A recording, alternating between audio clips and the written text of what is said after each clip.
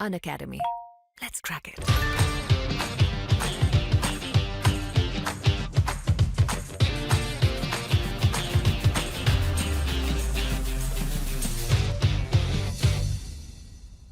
तो चलिए इस लेक्चर में हम कंप्लीट देखने वाले हैं मध्य प्रदेश जीके। और मध्य प्रदेश जीके आपका होने वाला है जो वनडे एग्जाम्स होते हैं, जैसे कि एमपीपीएससी प्री की अगर बात करें, इसके अलावा आप बात कर सकते हैं एमपीएसआई की, एमपी कांस्टेबल, जल प्रहरी और जो अन्य जो एग्ज़ाम्स होते हैं मध्य प्रदेश से रिलेटेड, उन सभी एग्ज़ाम में ये जो जीके है आपका मध्य प्रदेश का बहुत ही इंपॉर्टेंट साबित होने वाला है। और ये कंप्लीट रूप से आपको देखने को मिलेगा यहाँ पे जो सीरीज़ है ये कंप्लीट लगभग अगर बात करें 1500 से 2000 क्वेश्चन यहाँ पे देखने को मिलेंगे मध्य प्रदेश के। तो इन क्वेश्चंस को अगर आप अच्छे से कंप्लीट कर लेते हो, 2-3 बार अगर देख लेते हो इस लेक्चर को, तो आपका जो मध्य प्रदेश का जीके वाला जो पोर्शन है वो कंप्लीट रूप से मजबूत यहाँ पे देखने को मिलेगा।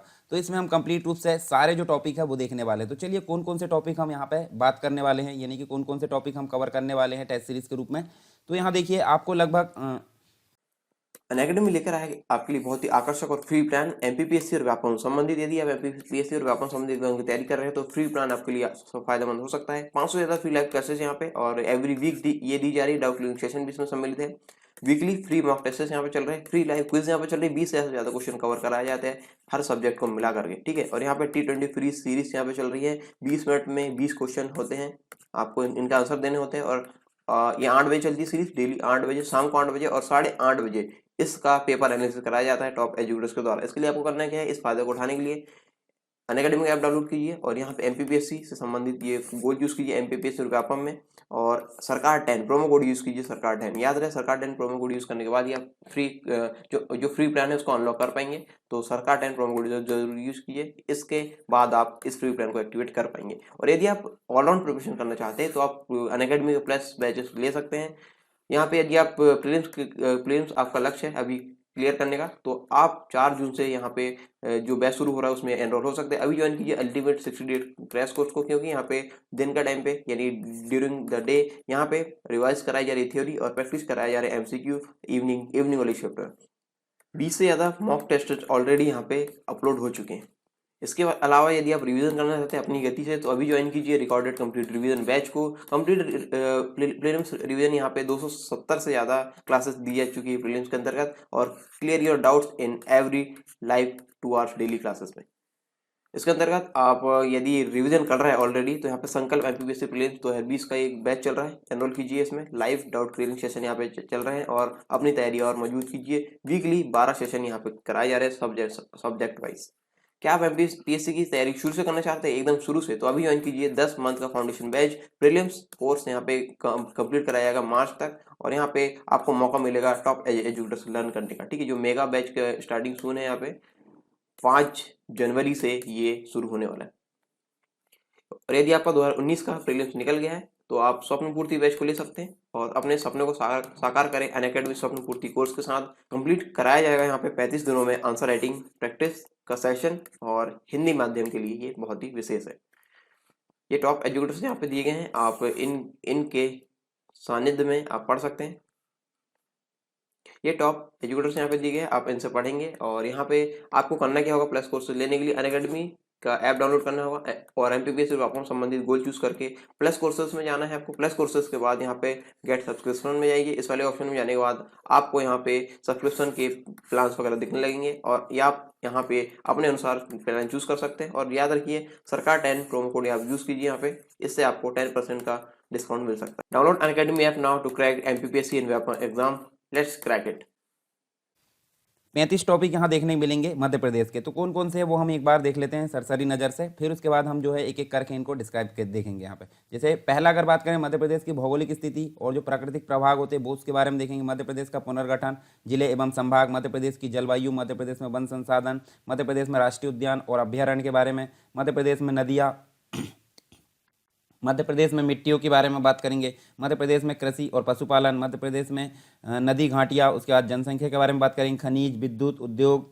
साथ में अगर देखें तो शिक्षा, परिवहन एवं संचार के बारे में, खेल परिदृश्य, राज्य व्यवस्था, पंचायती राज व्यवस्था, नगरीय निकाय, इन सभी के बारे में हम देखेंगे, जो कि आपके प्री के सिलेबस में और जो अदर जो एग्ज़ाम्स होते हैं उनमें आपको ये चीज़ें देखने मिलेंगी। संवैधानिक और सांविधिक जो अन्य संस्थाएँ हैं उसके बाद पुलिस और जेल से संबंधित जो व्यवस्था है, पर्यटन, पुरातत्व, जनजातियों के बारे में देखेंगे, जनजातीय व्यक्तित्व के बारे में, पुरस्कार और जो सम्मान है उनके बारे में देखेंगे, साहित्य, साहित्यकार, लोक साहित्य और बोलियों के बारे में, मेले देखेंगे, समारोह, उत्सव, इसके अलावा अकादमियाँ कौन कौन सी इससे संबंधित, संगीत है, संगीतकार है, चित्रकार है, रंगकर्म है, लोक नृत्य है, लोक नाट्य है, लोकगीत, लोक गायन। उसके बाद हम देखेंगे प्रमुख मंदिर और कुछ अन्य धार्मिक स्थल। फिर मध्य प्रदेश का इतिहास, मध्य प्रदेश के अंतर्गत जो सरकारी योजना है लेटेस्ट हम देखेंगे उनके बारे में यहाँ पे, अर्थव्यवस्था के बारे में, इन्हें बजट है, आर्थिक सर्वेक्षण है, कुछ प्रमुख व्यक्तित्व जो कि मध्य प्रदेश से रिलेटेड काफ़ी अच्छी भूमिका निभाए गए हैं। इसके बाद हम देखेंगे कुछ अनुसंधान केंद्र, संस्थान, संग्रहालय और कुछ अन्य जानकारी। तो इन सभी टॉपिक को मिलाकर अगर देखें तो हमारा ये कंप्लीट जो वीडियो है, मतलब यहाँ पे मध्य प्रदेश का कंप्लीट वीडियो आपको देखने मिलेंगे ये सीरीज़ के फॉर्म में, जो कि एमसीक्यू फॉर्मेट में मिलेगा। एमसीक्यू मतलब होता है जो आप वन लाइन, मतलब जो एमसीक्यू यानी कि मल्टीपल चॉइस क्वेश्चन जो होते हैं, 4 ऑप्शन और एक उसका आंसर होता है, साथ में उसका डिस्क्रिप्शन भी हम देखेंगे। तो काफ़ी इंपॉर्टेंट होने वाला है। तो चलिए यहाँ पे बने रहिए मेरे साथ, कंप्लीट जो लेक्चर है उसमें। तो पहला जो टॉपिक है उसको पढ़ने से पहले हम कुछ बेसिक जानकारी ले लेते हैं मध्य प्रदेश की। तो जैसे आपको पता है मध्य प्रदेश हमारा जो है इस प्रकार से आप मैप देख सकते हैं।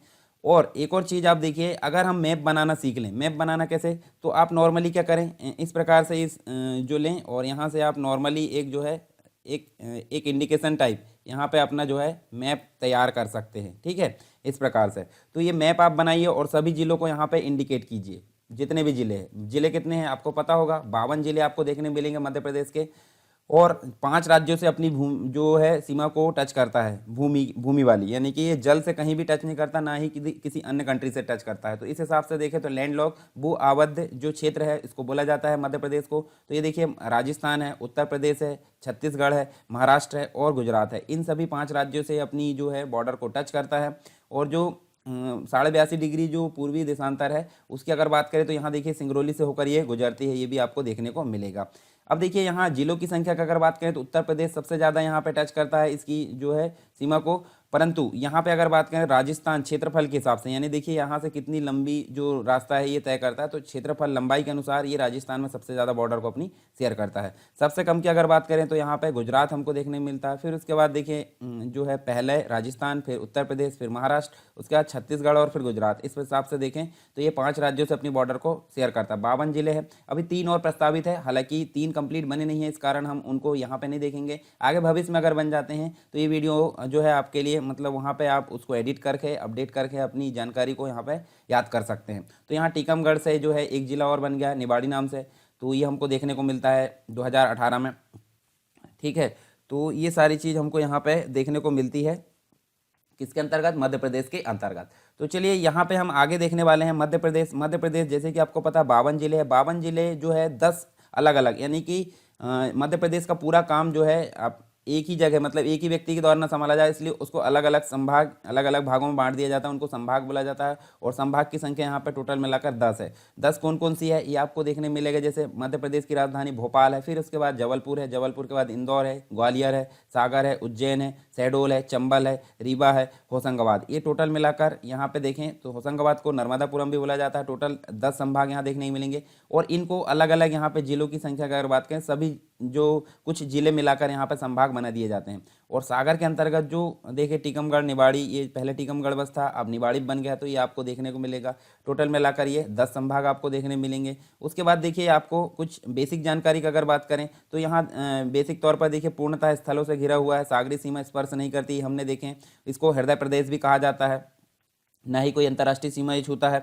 उसके बाद ये देखिए इसकी भौगोलिक स्थिति की अगर बात करें तो अक्षांश की बात करते हैं। अक्षांश मतलब इस प्रकार से, तो यहाँ देखिए ये वाली जो है 21 डिग्री 6 मिनट से लेकर 26 डिग्री 30 मिनट तक ये देखने को मिलेगा। और ऊपर से, ऊपर मतलब ये यहाँ पे अगर देखें तो यहाँ देखिए नीचे मतलब जो पूर्वी जो देशांतर है उसकी अगर बात करें, सॉरी ये जो है ये पूर्वी देशांतर है और ये उत्तरी, मतलब यहाँ अगर देखें तो यहाँ 21 से लेकर क्या है 26 तक है ये वाले में, और 74 यहाँ पे 74 से लेकर 82, तो ये आपको देखने को मिलेगा। तो यहाँ आप देख लीजिए, जैसे यहाँ अगर मैं बात करूँ तो यहाँ देखिए यहाँ आपको 74 से लेकर 82 मिलेगा, और नीचे की अगर बात करूँ तो नीचे आपको 21 से लेकर 26 मिलेगा। तो ये अक्षांश और देशांतर की जो स्थिति है वो मध्य प्रदेश की देखने को मिलेगी। यहाँ पे 5 राज्यों की सीमा को स्पर्श करता है जो कि हम देख चुके हैं ऑलरेडी। उसके बाद ये जो है इसका क्षेत्रफल 308, 252, अन्य जो है स्रोत यहाँ ये भी देखने को मिलता है, परंतु ओरिजिनल अगर बात करें तो 308, 252, 3,08,252 वर्ग किलोमीटर इसका कंप्लीट क्षेत्रफल माना जाता है, जो कि भारत का कुल 9.38% को यहाँ पे कवर करता है। फिर इसकी जो लंबाई है ऊपर से लेके नीचे ये कम देखने को मिलेगी, उत्तर से दक्षिण 605 किलोमीटर और पूरब से पश्चिम यहाँ पे ज़्यादा देखने को मिलेगी, यानी 870 किलोमीटर देखने को मिलेगी। साथ में क्षेत्रफल की दृष्टि से राजस्थान सबसे बड़ा है भारत में, दूसरे नंबर पर मध्य प्रदेश आता है, ये भी चीज़ आपको देखने को मिलेगी। उत्तरी सीमा चंबल नदी और दक्षिणी सीमा ताप्ती नदी के द्वारा बनाई जाती है। तो कुछ बेसिक जानकारी थी। आगे देख लीजिए, ये देखिए अलग अलग भागों में यहाँ बांटा गया है प्राकृतिक प्रदेशों में। तो प्राकृतिक प्रदेशों में मध्य प्रदेश को बांटा गया है। मध्य प्रदेश का पठार यहाँ देखने मिलेगा, बुंदेलखंड का पठार देखने मिलेगा, ये देखिए बुंदेलखंड का पठार ये कंप्लीट। फिर रीवा पन्ना का पठार देखने मिलेगा, बघेलखंड का पठार। उसके बाद आप ये देखिए सतपुड़ा मेकल जो श्रेणी है, सतपुड़ा नीचे आप देख सकते हैं, सतपुड़ा मेकल पर्वत श्रेणी देखने को मिलेगी, जो कि अलग अलग भागों में बटी है, जैसे कि राजपीपला, ग्वालीगढ़, महादेव श्रेणी और मेकल श्रेणी, ये 4 भागों में बटी हुई है। ठीक है, नर्मदा सोन घाटी देखने मिलेगी, मालवा का पठार देखने मिलेगा और अरावली पर्वत यहाँ देखने को मिलेगा। तो ये तो हो गए मध्य प्रदेश के कुछ प्राकृतिक प्रदेश। इसके बाद देखिए आप यहाँ देख सकते हैं 52 जिले हैं, जो कि नए वाले जो जिले बने हैं उनकी यहाँ पे डेट भी लिखी है। जैसे कि अलीराजपुर की अगर बात करें 17 मई 2008 को ये बना। ठीक है, किससे अलग होकर? झाबुआ से अलग होकर।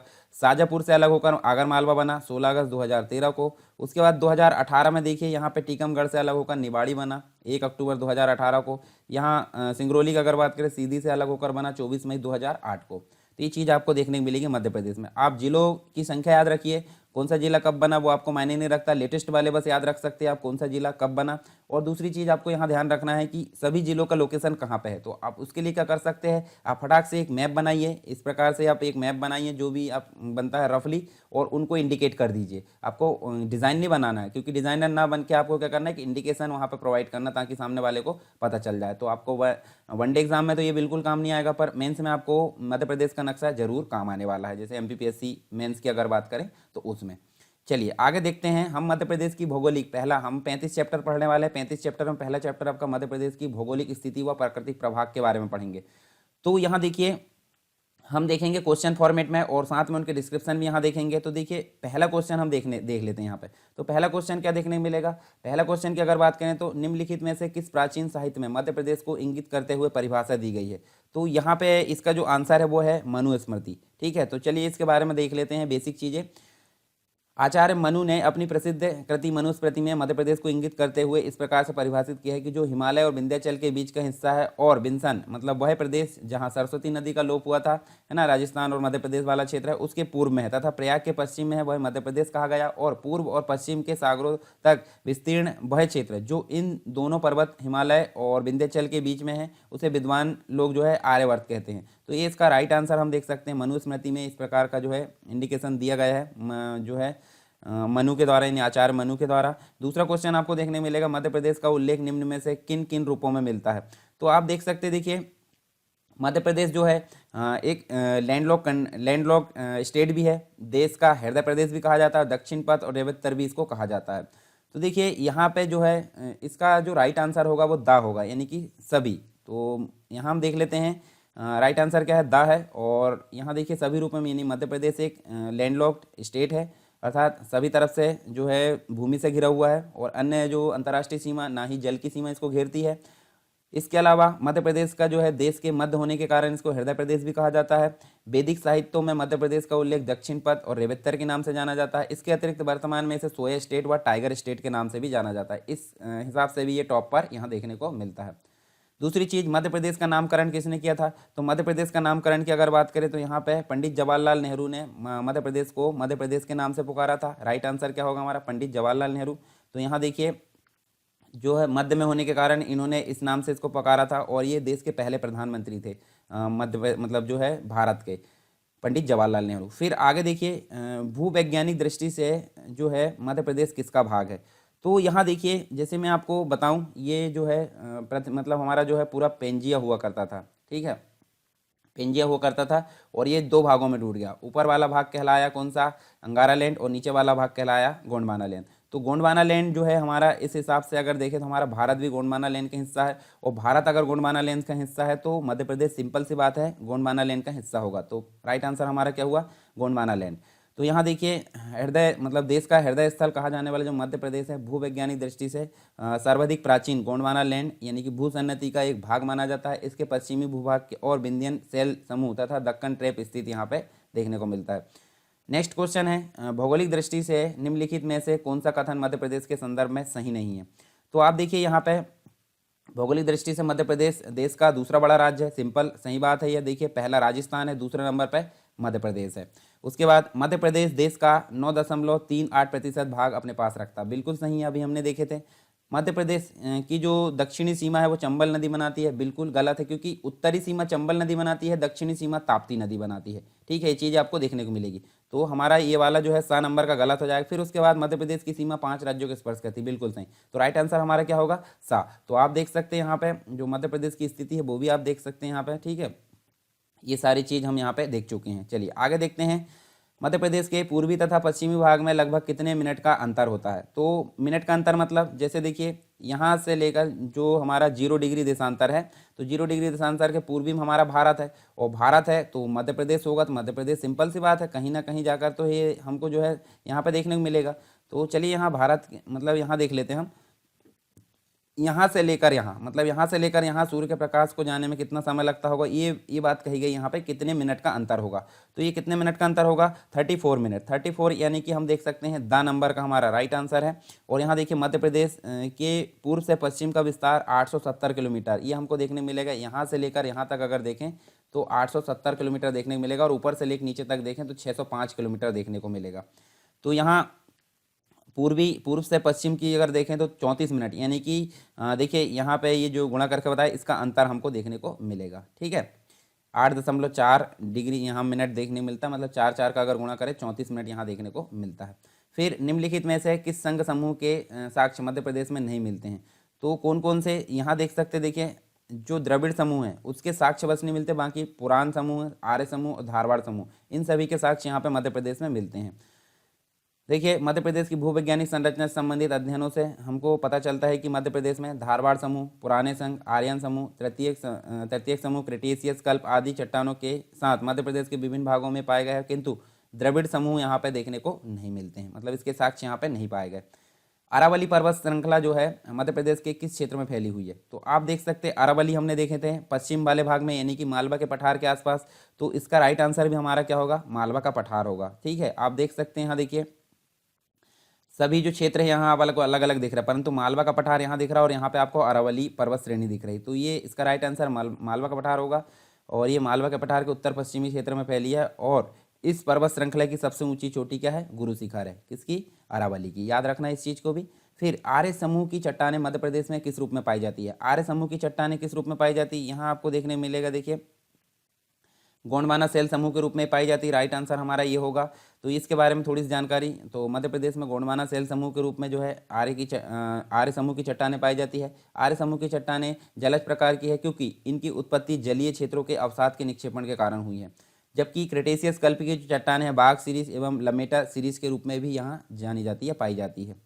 नेक्स्ट क्वेश्चन है यहाँ पे देखिए वर्तमान मध्य प्रदेश की भौगोलिक स्थिति। तो वर्तमान जो मध्य प्रदेश उसकी भौगोलिक स्थिति की अगर बात करें तो यहाँ देखिए मैप में हम देख लेते हैं। तो यहाँ देखिए यहाँ से लेकर यानी कि 74 से 82 आपको देखने मिलेगा, और यहाँ से 21 से लेकर 26 देखने मिलेगा।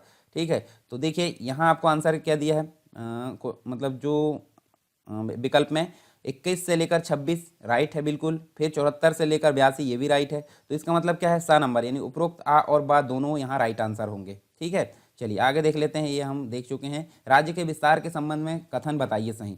तो राज्य के विस्तार के संबंध में कथन क्या होंगे, आप देख सकते हैं इसकी जो लंबाई है 605 किलोमीटर, और चौड़ाई की अगर बात करें तो 870 किलोमीटर यहाँ देखने को मिलेगी। तो देखिए यहाँ पे राज्य की पूर्व से पश्चिम की जो विस्तार है वो 870 बिल्कुल सही है। राज्य की उत्तर से दक्षिण की चौड़ाई 580 बिल्कुल गलत है, क्यों, क्योंकि 605 है। तो यहाँ पे ये जो होगा देखिए ये वाला भी गलत होगा, और आ वा दोनों गलत होगा, ये भी गलत होगा। तो राइट आंसर हमारा ओनली आ होगा। ठीक है, चलिए आगे चलते हैं। मध्य प्रदेश राज्य है समुद्र से घिरा हुआ क्या, बिल्कुल नहीं है। पूर्णतः भूआविष्टित, बिल्कुल सही। अंतर्राष्ट्रीय सीमा को छूने वाला नहीं है। उपरोक्त सभी बिल्कुल नहीं। तो बा नंबर का हमारा राइट आंसर होगा, क्योंकि ये आसपास से 5 राज्यों से घिरा हुआ है, ना तो किसी अंतर्राष्ट्रीय सीमा को छूता है और ना ही किसी जलीय सीमा को छूता है। तो इसलिए क्या है, लैंडलॉक्ड स्टेट है। राइट आंसर बा है। फिर इसके बाद देखिए नेक्स्ट जो है, मध्य प्रदेश के गठन के संबंध में गलत कथन बताइए। तो देखिए मध्य प्रदेश के गठन के संबंध में महाकौशल की राजधानी जबलपुर थी, बिल्कुल सही। बुल्ढाना, अकोला सहित 8 जिलों को तत्कालीन मुंबई राज्य में सम्मिलित कर दिया गया है। तो इस स्थापना से संबंधित है, पुनर्गठन संबंधित ये क्वेश्चन है, तो ये बिल्कुल सही है। तत्कालीन संपूर्ण विंध्य प्रदेश को मध्य प्रदेश में मिलाया गया, बिल्कुल सही। मंदसौर जिले की भानपुरा तहसील को तत्कालीन राजस्थान को दे दिया गया, बिल्कुल गलत है, क्योंकि राइट आंसर यहाँ हमको दा ही देखने को मिलेगा। चलिए इसके बारे में देख लेते हैं। 1956 में मध्य प्रदेश का पुनर्गठन किया गया, जिसमें संबंधित उपरोक्त जो कथन है उसमें से हम देख सकते हैं दा को छोड़कर सभी सत्य है। और मंदसौर जिले की भानपुरा तहसील को सुनील टप्पा को राजस्थान के कोटा जिले में मिलाया गया था, ना कि पूरी तहसील को मिलाया गया था। तो ये हमारा आंसर यहाँ पे देखने को मिलेगा। अनअकैडमी लेकर आए आपके लिए बहुत ही आकर्षक और फ्री प्लान एमपीपीएससी और व्यापम संबंधित। यदि आप एमपीपीएससी और व्यापम संबंधित एग्जाम की तैयारी कर रहे हैं तो फ्री प्लान आपके लिए फायदेमंद हो सकता है। 500 से ज्यादा फ्री लाइव क्लासेस यहाँ पे और एवरी वीक ये दी जा रही है। डाउट क्लियरिंग सेशन भी इसमें सम्मिलित है।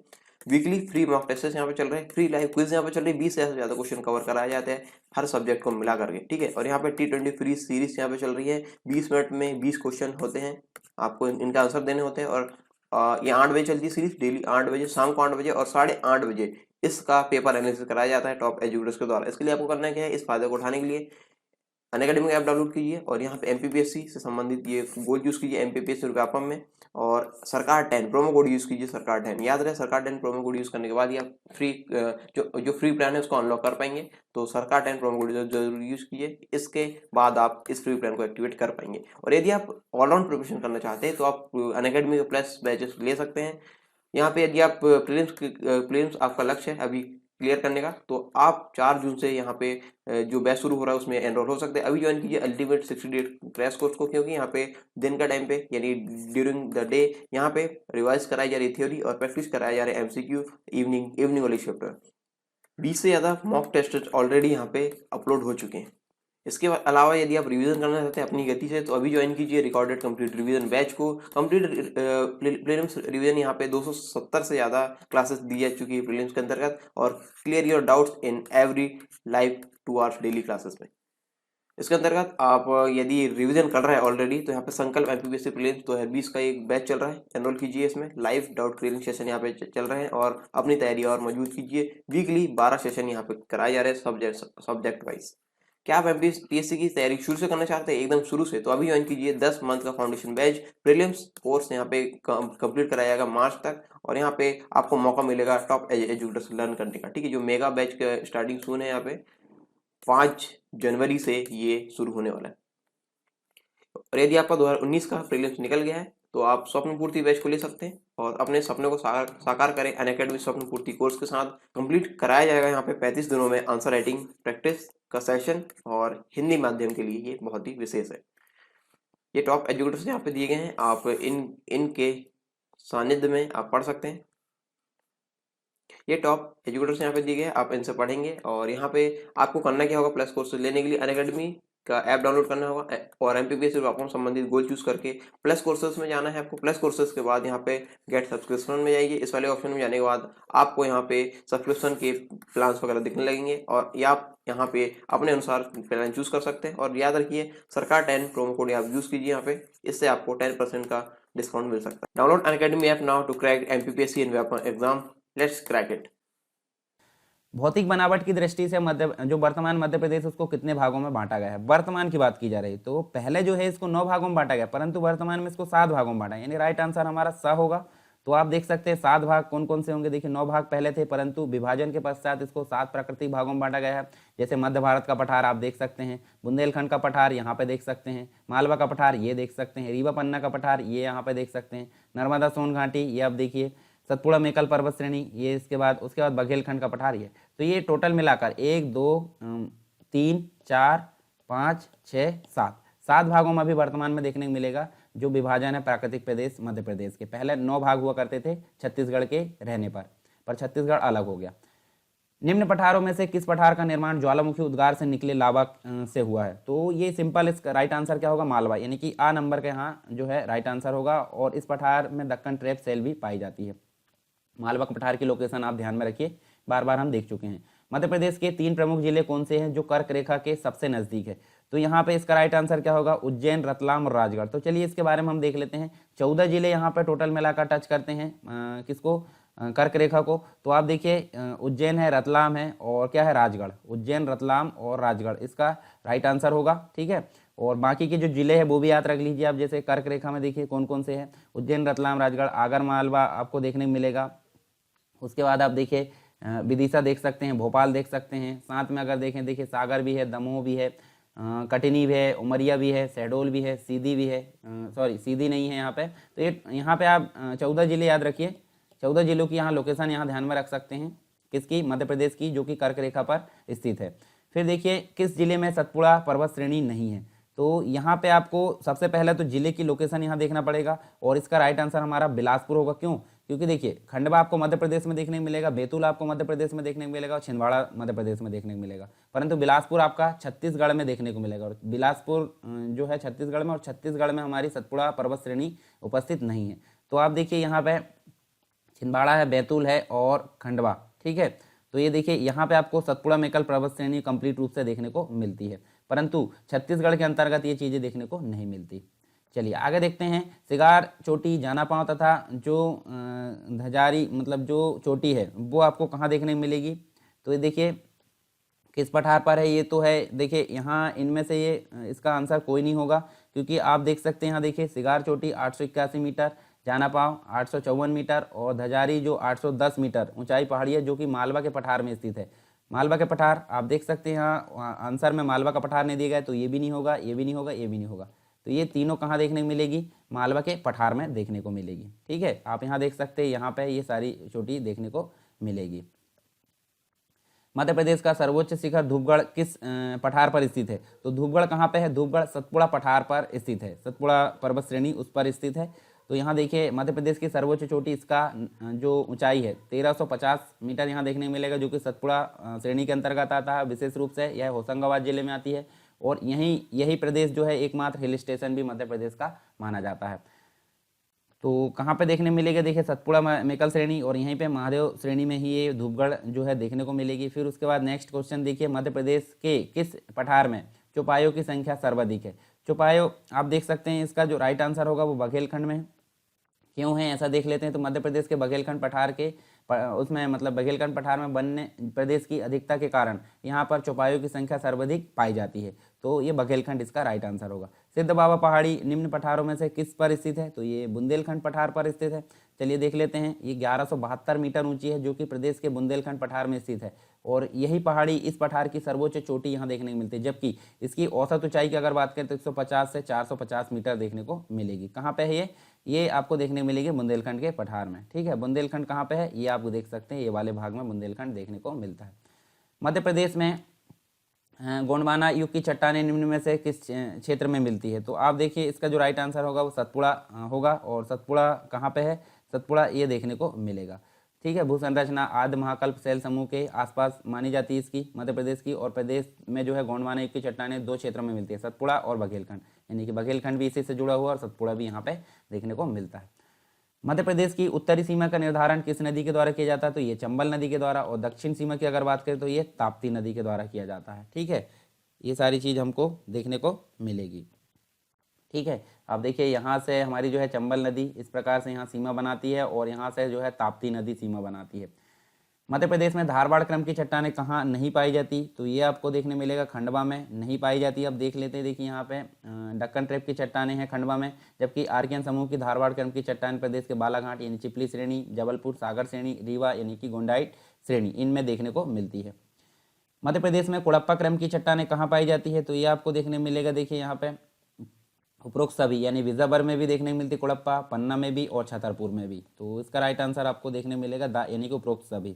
उसके बाद मध्य प्रदेश के किस स्थान को पूर्ण पाषाण युगीन नहीं माना जाता। तो इसका जो राइट आंसर होगा वो हम देख सकते हैं, यहाँ देखिए ग्वालियर देखने को मिलता है पूर्ण पाषाण युगीन, यहाँ पे ये नहीं माना जाता। बाकी सीधी, मंदसौर और खंडवा ये पूर्ण पाषाण युग माना जाता है। तो इसका राइट आंसर हमारा आ नंबर का होगा। अविभाजित मध्य प्रदेश की पूर्व से पश्चिम की चौड़ाई। अविभाजित का मतलब क्या है, जब छत्तीसगढ़ इसके साथ में जुड़ा हुआ था। जब पूर्व से पश्चिम की चौड़ाई की अगर बात करें वर्तमान में 870 है, मतलब इससे ज़्यादा ही रही होगी। तो ज़्यादा कितनी रही होगी, ज़्यादा हम देख लेते हैं। यहाँ देखिए ज़्यादा जो है, देखिए 31 अक्टूबर 2000 को क्या हुआ, मध्य प्रदेश का विभाजन करके एक नया राज्य बनाया गया, परंतु उसके पहले वो छत्तीसगढ़ के साथ जुड़ा था। वर्तमान में इतनी है, परंतु पूर्व में कितनी थी, 1127 थी। तो आप देख सकते हैं, देखिए यहाँ पे जो है छत्तीसगढ़ को भी अगर जोड़ लिया जाए तो 1127 किलोमीटर देखने को मिलती है। फिर अविभाजित मध्य प्रदेश के उत्तर से दक्षिण की जो लंबाई है अभी वर्तमान में 605 है, परंतु पहले की अगर बात करें पहले कितनी हुआ करती थी, पहले हुआ करती थी 996। तो आप देख सकते हैं, देखिए यहाँ से लेकर यहाँ से लेकर यहाँ तक की जो कंप्लीट रूप से लंबाई की अगर बात करें तो 996 थी, जो कि छत्तीसगढ़ के विभाजन के पहले थी। फिर अविभाजित मध्य प्रदेश की भौगोलिक स्थिति क्या थी, सही चुने, मतलब अविभाजित मतलब पहले, ठीक है। तो वर्तमान में जो भौगोलिक स्थिति है उसकी अगर बात करें तो भौगोलिक स्थिति क्या थी, देखिए सन 2000 में मध्य प्रदेश का विभाजन हुआ, उसके पूर्व मतलब काफ़ी अनेक परिवर्तन हुए। तो इसमें 17 डिग्री 46 मिनट उत्तरी अक्षांश से कितनी थी, 26 तक। तो यहाँ देखिए ये वाली जो है सही देखने को मिलती है। और पूर्वी देशांतर की अगर बात करें तो पूर्वी देशांतर हमको 74 से 84 यहाँ देखने को मिला था, मतलब अभी 82 देखने को मिलता है, परंतु पहले 74 से 84। तो ये सही देखने को मिलता है, मतलब हमारा राइट आंसर क्या होगा, सा, यानी कि आ और बा दोनों सही हैं। पर वर्तमान में कितना देखने को मिलता है, 21 से 26 और 74 से 82, ठीक है। अविभाजित मध्य प्रदेश की सीमा कितने राज्यों को स्पर्श करती थी, तो वर्तमान में 5 है, परंतु पहले जो है ये 7 जिलों को यहाँ पे टच करती थी। 7 जिले आप देखें, सॉरी 7 स्टेट, मतलब जो अभी वर्तमान में 5 स्टेट को टच करती है इसकी सीमा, और पहले जो है जो विभाजित नहीं हुआ था मतलब छत्तीसगढ़ के साथ में, तो वहाँ पे ये 7 स्टेट को टच करती, 2000 के पहले स्थिति थी। 7 स्टेट कौन कौन से थे, गुजरात था, राजस्थान था, ठीक है, यहाँ देख सकते हैं उत्तर प्रदेश, बिहार, उड़ीसा, आंध्र प्रदेश, महाराष्ट्र, इन सभी को ये टच करती थी, परंतु वर्तमान में ये 5 राज्य यहाँ देखने को मिलते हैं। निम्नलिखित में से भी कौन से राज्य हैं जिनकी सीमाएं अविभाजित मध्य प्रदेश की सीमा को तो छूती थी लेकिन विभाजन के बाद नहीं छूती है, तो कौन कौन से हैं, देखिए यहाँ देखिए हम देख सकते हैं, यहाँ पे सा नंबर का हमारा राइट आंसर होगा, यानी कि अभी वर्तमान में देखें तो देखिए यहाँ जो सा नंबर है, सा नंबर यानी कि 1 है, 2 है और 4 है, ठीक है। तो यहाँ देखिए क्या बोला गया है, निम्न में से भी कौन से राज्य है जिनकी सीमाएं अविभाजित मध्य प्रदेश की सीमा को छूती थी लेकिन विभाजन के बाद नहीं छूती है। तो इसका राइट आंसर हमारा क्या होगा, 1, 2 और 4 होगा। तो यहाँ देखिए सा नंबर का यहाँ राइट आंसर होगा। अविभाजित मध्य प्रदेश जो है 7 राज्यों की सीमा को स्पर्श करती थी और विभाजन के पश्चात ये 5 हो गई। इसमें से छत्तीसगढ़, मतलब इसमें भी छत्तीसगढ़ शामिल है। देखिए यहाँ पे इस प्रकार मध्य प्रदेश की सीमा को छूने वाले 3 राज्य जैसे आंध्र प्रदेश है, बिहार है, उड़ीसा, ऐसे जो अविभाजित मध्य प्रदेश की सीमा को तो स्पर्श करते थे लेकिन विभाजन के पश्चात ये नहीं छूते हैं। चलिए आगे देखते हैं, संपूर्ण मध्य प्रदेश निम्न में से किस पठार का भाग माना जाता है, तो ये माना जाता है दक्षिण का पठार, दक्षिण का पठार का भाग ये माना जाता है। इसके उत्तर में जरोड़ का मैदान है, ठीक है, पश्चिम में अरावली पर्वत है, पूर्व में बघेलखंड का पठार है और दक्षिण में प्रायद्वीप का पठार स्थित है। उसके बाद देखिए भू संरचना की दृष्टि से जो चंबल है, चंबल सोन अक्ष के उत्तर का भाग क्या कहलाता है, तो यहाँ पे इसका राइट आंसर मध्य उच्च प्रदेश इसको बोला जाता है, मध्य उच्च प्रदेश इसको बोला जाता है। किसको, भू संरचना की दृष्टि से चंबल सोन अक्ष के उत्तर का भाग। फिर उसके बाद भौगोलिक संरचना की दृष्टि से मध्य प्रदेश के संबंध में सही कथन को बताइए, तो सही कथन क्या है, देखिए नर्मदा सोन अक्ष के दक्षिण में सतपुड़ा की श्रेणी है, यहाँ देख सकते देखिए, और मतलब देखिए हम इसके लिए मैप अगर देखें तो नीचे साइड आपको देखिए सतपुड़ा मेकल पर्वत श्रेणी देखने को मिलती है नर्मदा के नीचे। मध्य उच्च प्रदेश गंगा के बेसिन का भाग है, बिल्कुल सही। पूर्वी पठार महानदी और सोन नदी के बेसिन का भाग है, ये भी बिल्कुल यहाँ पे सही है। तो हमारा राइट आंसर होगा उपरोक्त सभी कथन सही हैं। उसके बाद राज्य पुनर्गठन से पूर्व मध्य प्रदेश को किन नामों से जाना जाता था, तो यहाँ देखिए ब्रिटिश शासनकाल में इसको सेंट्रल प्रोविंसेंस एवं बरार के नाम से जाना जाता था, सेंट्रल इंडिया के नाम से। पश्चिम की जो रियासत है उसको मध्य भारत बोला जाता था। तो ये बिल्कुल सही है, उपरोक्त सभी, यानी कि सभी नामों से इसको जाना जाता था। मध्य प्रदेश के किस जिले में धारवाड़ सेल समूह को सौंसर सीरीज के नाम से जाना जाता है, तो ये छिंदवाड़ा वाले भाग को यहाँ पे सौंसर सीरीज के नाम से जाना जाता है। उसके बाद देखिए मध्य प्रदेश के बालाघाट जिले में पाई जाने वाली धारवाड़ सेल समूह को किस सीरीज की संज्ञा दी गई है, मध्य प्रदेश के बालाघाट जिले वाली इसको चिपली सीरीज इसको बोला जाता है।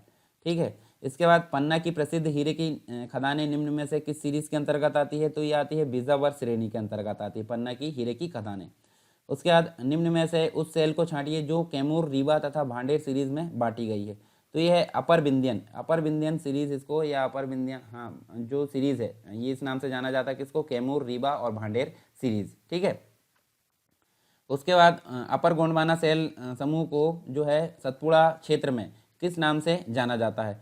तो ये देखिए चौगान और जबलपुर स्तर दोनों नाम से इसको जाना जाता है, यानी राइट आंसर हमारा सा होगा। उसके बाद देखिए नेक्स्ट जो है हमारे पास में निम्न में से किसमें जवेरा का गुंबद स्थित है? तो जवेरा का गुंबद कहाँ है? कगार भूमि में स्थित है। कगार भूमि इसका राइट आंसर होगा। यहाँ देख लेते, देखिए मध्य उच्च प्रदेश को 5 भागों में बांटा गया। इन्हीं में से एक कगार भूमि यानी विंध्यन स्कॉर्पलैंड इसको बोला जाता है। भांडेर पठार से दक्षिण की ओर चलने वाले जवेरा का गुंबद यहाँ पे मिलता है और यह गुंबद लगभग 29 मीटर लंबा तथा 13 मीटर चौड़ा 13 किलोमीटर चौड़ा 29 किलोमीटर लंबा और 13 किलोमीटर यहाँ पे चौड़ा देखने को मिलता है। नेक्स्ट है अविभाजित मध्य प्रदेश कितने प्राकृतिक भागों में बांटा गया था? तो ये हम देख सकते हैं, देखिए पहले 9 थे और अभी वर्तमान में 7 है। राइट आंसर हमारा क्या होगा? सा होगा। निम्न में से किसे गंगा तथा नर्मदा का जल विभाजक माना जाता है? तो ये इसका राइट आंसर कैमूर कगार और भांडेर कगार दोनों देखने को मिलेगा, यानी कि आ और बा दोनों यहाँ पे देखने को मिलेगा आंसर। सतपुड़ा पर्वत के संबंध में सत्य कथन को चुनिए। तो इसका राइट आंसर क्या होगा? देखिए सतपुड़ा पर्वत की लंबाई जो है 1120 किलोमीटर है। इसके पश्चिम में राजपीपला पहाड़ी बिल्कुल सही। यह नर्मदा नदी के दक्षिण पश्चिम में स्थित है, तो ये बिल्कुल सही। तो राइट आंसर हमारा द होगा, यानी उपरोक्त सभी कथन सही है। नेक्स्ट है, अब देखिए निम्नलिखित में से कौन सा शहर भारतीय मानक समय मतलब इंडियन स्टैंडर्ड टाइम जो है इसके निकटतम माना जाता है? तो ये देखिए इसका जो है रीवा इसका राइट आंसर होगा। देखिए 82.5 डिग्री इलाहाबाद देखने को मिलती है हमारी जो इंडियन स्टैंडर्ड टाइम है। और मध्य प्रदेश की भौगोलिक स्थिति उत्तर की अगर बात करें उत्तर अक्षांश 21 से 26 तथा पूर्वी में अगर बात करें 74 से 82 देखने को मिलती है। इस स्थिति के अनुसार प्रदेश का रीवा नगर भारतीय मानक समय देशांतर के सबसे निकट माना जाता है। तो ये देखिए यहाँ पे आप देख भी सकते हैं। ठीक है, यहाँ अगर सिंगरौली होता सीधे होता तो उसका राइट आंसर वो हो सकता था, परंतु अभी वर्तमान में क्या है? रीवा। तो इस हिसाब से भी आप यहाँ नंबरिंग देख सकते हैं। निम्नलिखित में से कौन सा जोड़ा सही सम्मिलित नहीं है? तो इसका राइट आंसर देखिए यहाँ पे बालाघाट महाराष्ट्र को टच करता है, मुरैना यहाँ राजस्थान को टच करता है, झाबुआ यहाँ गुजरात को, परंतु छिंदवाड़ा छत्तीसगढ़ को नहीं, छिंदवाड़ा महाराष्ट्र को टच करता है। तो ये ध्यान में रखिए इस चीज़ को। फिर मध्य प्रदेश का क्षेत्रफल कितना है? तो ये मध्य प्रदेश का क्षेत्रफल 308,252 यहाँ देखने को मिलेगा कंप्लीट मध्य प्रदेश का वर्ग किलोमीटर। अब देखिए आपको देखने को मिलेगा यहाँ पे देखिए पूरे क्षेत्रफल का 9.38 ये प्रतिशत घेरता है। मध्य भारत का पठार जो है प्रदेश के कितने प्रतिशत भागों में फैला हुआ है? तो ये 10.6। देखिए आप देखिए मध्य भारत का पठार 10.6 भाग में ये मध्य प्रदेश के भाग में फैला हुआ है और इसका क्षेत्रफल 32,896 वर्ग किलोमीटर देखने को मिलेगा। तो ये कंप्लीट हम देख सकते हैं यहाँ पे कुछ क्वेश्चन हमने देखे प्राकृतिक प्रभाग से संबंधित। इसके बाद जो बाकी क्वेश्चन हम बाद में देखेंगे। ठीक है, तो जो नेक्स्ट क्लास है उसमें हम इसको देखने वाले हैं।